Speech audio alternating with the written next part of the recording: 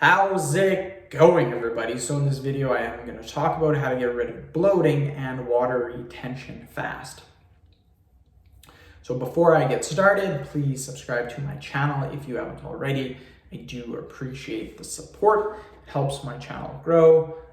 Please follow me on Instagram, Dillenberg999. So bloating and water retention. This is so common. I see this all the time with people, and the first thing that you need to do for the bloating and for the water retention is understand kind of how the body holds water. That's what bloating, that's what water retention is. It's your body holding on to excessive water. And the reason why your body does that generally has to do with three things. They're all interrelated. All of them are related. The first one is your sodium intake. The second one is your carbohydrate intake. The third one is your water intake.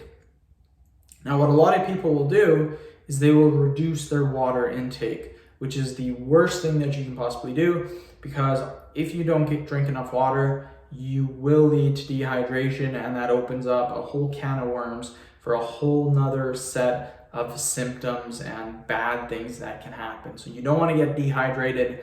Don't reduce your water. In fact, when you are bloated, when you have a lot of water retention, you actually want to slightly increase your water intake. This will help to flush out the excessive sodium. Which brings us to our next topic, or our next point, is excessive sodium.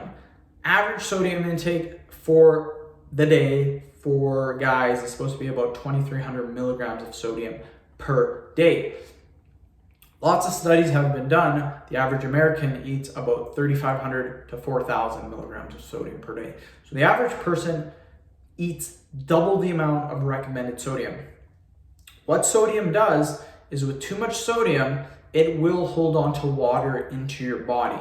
So you can reduce your sodium intake. The lowest you can go is 1,500 milligrams of sodium per day. That's what doctors recommend to people that have high blood pressure. They'll recommend 1,500 milligrams of sodium per day to help lower their blood pressure.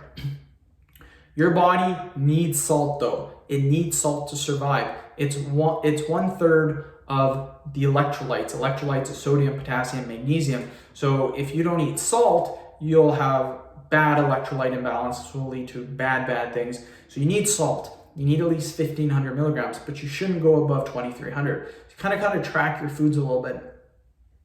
An easy thing to remember is watch the calorie intake. The calorie intake and the sodium intake should be pretty even.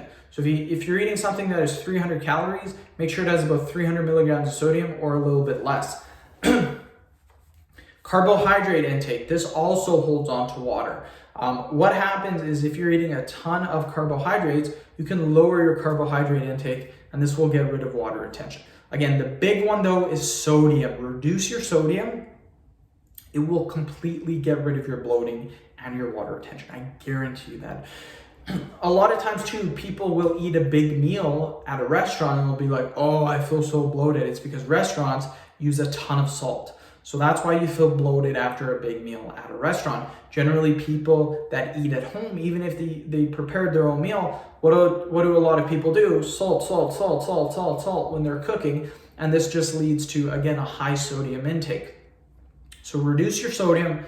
It will completely get rid of your bloating and water retention. So end of video. Thank you so much for watching. Please subscribe to my channel if you haven't already. Please follow me on Instagram, Dillenberg999.